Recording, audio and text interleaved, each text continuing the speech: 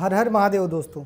हाल ही में एक film release हुई है जिसका नाम है ओ माय गॉड 2 और आज इसी फिल्म के बारे में हम आपको कुछ ऐसे रिव्यू देने वाले हैं जिसके बारे में जानना आप सभी लोगों के लिए बहुत ज़रूरी है, क्योंकि इस फिल्म में धर्म ग्रंथों और ईश्वर के नाम पर कुछ ऐसी चीज़ें दिखा दी गई है जो कि एक बहुत बड़े स्तर पर लोगों को धार्मिक पॉइंट ऑफ व्यू से भ्रमित कर सकती है। इस फिल्म में न केवल भगवान शिव और शिवलिंग के बारे में गलत फैक्ट्स बताए गए हैं, बल्कि हमारे धर्म और शास्त्रों का हवाला देते हुए हमारे जैसी यंग जनरेशन को भी भटकाने और कंफ्यूज करने का काम किया है।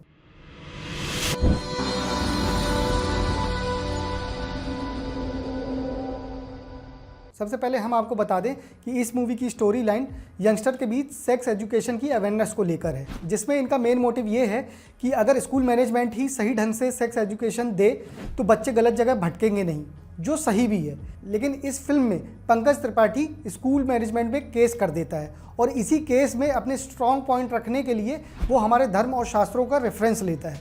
वैसे तो हम मूवी रिव्यू नहीं देते अगर इस फिल्म में सही ढंग से धर्म और शास्त्रों का रेफरेंस लिया जाता, लेकिन आप तक किसी भी प्रकार की गलत या भ्रमित कर देने वाली जानकारी ना पहुंचे, उस कारण ये वीडियो हम बना रहे हैं। तो आइए जानते हैं एक एक करके वो सारे तथ्य जो इस मूवी में बताए गए हैं, हमारे धर्म और शास्त्र उसके बारे में क्या कहते हैं और इस मूवी में उसके बारे में क्या बताया गया है।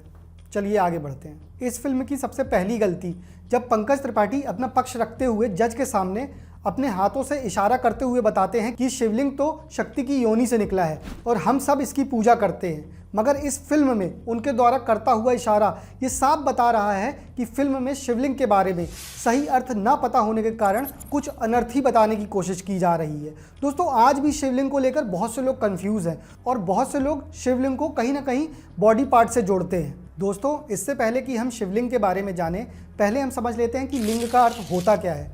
असल मायनों में संस्कृत भाषा में लिंग का अर्थ होता है प्रतीक, चिन्ह या यूँ कहें कि किसी चीज़ का सूचक। ठीक उसी तरह जैसे कि कहा जाता है पुल्लिंग यानी कि पुरुष जाति का सूचक, स्त्रीलिंग यानी कि स्त्री जाति का सूचक, ठीक इसी तरह शिवलिंग भी भगवान शिव का प्रतीक यानी कि सूचक है, क्योंकि भगवान शिव महेश्वर हैं, वो सारी सृष्टि में फैले हुए हैं। उनका अभी तक ना जन्म हुआ है और जिसका जन्म नहीं होता वो कभी मृत्यु भी नहीं पाता है, इसलिए वो आदि और अनंत है।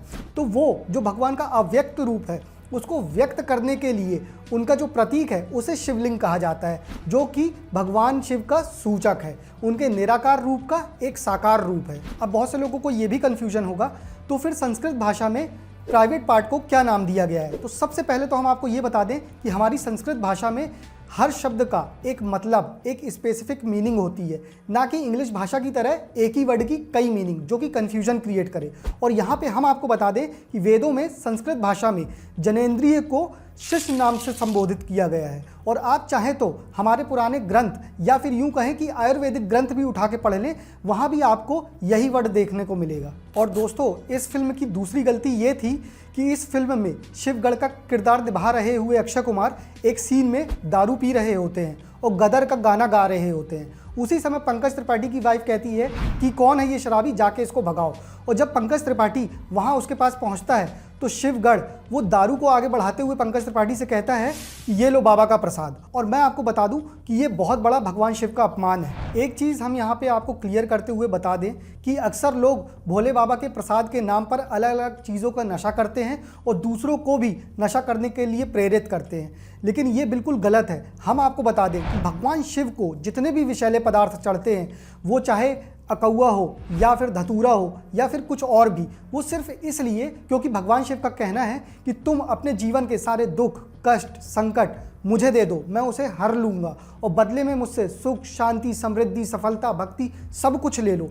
दोस्तों, समुद्र मंथन के दौरान निकला हुआ विष भी भगवान शिव ने सिर्फ इसलिए पिया था ताकि उसके दुष्परिणाम हम सांसारिक लोगों को ना झेलना पड़े और तो और हमें एक सुखद जीवन प्राप्त हो।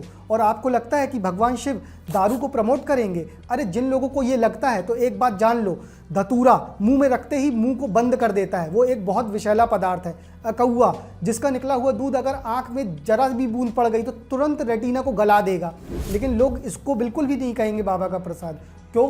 क्योंकि ये तत्काल परिणाम देगा। और दारू जो कि धीरे धीरे आपको मारती है, तो आपको समझ में नहीं आता है और वो आप बाबा के नाम पर पीते हैं, अगर यही करना है तो सबसे पहले धतूरा और अकौआ लेके देखें। तो दोस्तों, भगवान शिव को समझने की कोशिश करें, क्योंकि भगवान शिव ने सारी विषैली और सारी खतरनाक चीज़ें इसीलिए ली है ताकि आपको सबसे अच्छी से अच्छी चीज़ें प्राप्त हो सके। तो भगवान शिव को समझिए और उनकी भक्ति को भी समझिए और वो क्या मैसेज देना चाहते हैं ये भी समझिए। तीसरी इनकी सबसे बड़ी गलती ये है कि इन्होंने जो सेक्स एजुकेशन के मुद्दे को सेंटर पर रखते हुए फिल्म बनाई है, लेकिन हमारे धर्म शास्त्रों का गलत और अधूरी जानकारी के साथ हवाला देते हुए एक प्रकार से मास्टरबेशन को प्रमोट कर डाला है। दोस्तों, मैं ये नहीं कहता कि सेक्स एजुकेशन गलत है, लेकिन इन लोगों ने जिस तरह दूसरे डॉक्टर्स और उनकी लिखी बुक का रेफरेंस देते हुए ये कहा है कि मास्टरबेशन करने से किसी भी प्रकार की प्रॉब्लम नहीं होती, और साथ ही साथ इन्होंने हमारे धर्म शास्त्रों का भी हवाला दे डाला है, ये बिल्कुल भी एक्सेप्टेबल नहीं है। क्योंकि हमारे शास्त्रों में शुरू से ही ब्रह्मचर्य के महत्व को डिटेल में बताया गया है और साथ ही साथ ये भी बताया गया है कि 25 साल की उम्र तक ब्रह्मचर्य का फॉलो करना क्यों ज़रूरी है। और आप जब भी हमारे किसी भी साधु संतों के मुख से सुनेंगे तो आप यही सुनेंगे कि ब्रह्मचर्य एक जीवनी शक्ति है और वीर नाश से आयु का नाश होता है। और तो और दोस्तों, हमें ये जानने की बहुत ज़रूरत है कि मास्टरबेशन हमें बहुत बड़ी हानि पहुंचा सकता है। ये व्यक्ति को शारीरिक, मानसिक और आध्यात्मिक तीनों तरह से कमज़ोर करता है। दोस्तों, इस पर भी मैं आपको बहुत डिटेल में बताता, लेकिन ये वीडियो बहुत बड़ा हो रहा है, इसलिए इस टॉपिक पर मैं वीडियो आगे आपके लिए बना दूंगा। लेकिन अभी आपके लिए ये जानना ज़रूरी है कि किस तरह इस फिल्म में बड़ी चतुराई के साथ गलत चीज़ों को दिखाया और प्रदर्शित किया गया है, जो कि हर व्यक्ति को ज़रूर पता होना चाहिए। और यहाँ पर मैं आपसे एक ज़रूरी बात और कहना चाहूँगा कि भगवान शिव की प्रेरणा से और गुरुजनों के आशीर्वाद से अभी तक मैंने जो भी पढ़ा या जानकारी इकट्ठी की, वो वैसी की वैसी ही आपके सामने रख दी है। और इस फिल्म में मैंने जो भी पाया और जो भी मुझे गलत लगा, ये मेरा पर्सनल ओपिनियन है। बाकी आप सब भी पढ़े लिखे हैं, अपनी बुद्धि और विवेक का इस्तेमाल करें और अपनी अपनी राय हमें कमेंट कर ज़रूर बताएं। और अगर ये जानकारी आपको वर्थ लगी हो तो वीडियो को लाइक करके शेयर ज़रूर करें। हर हर महादेव।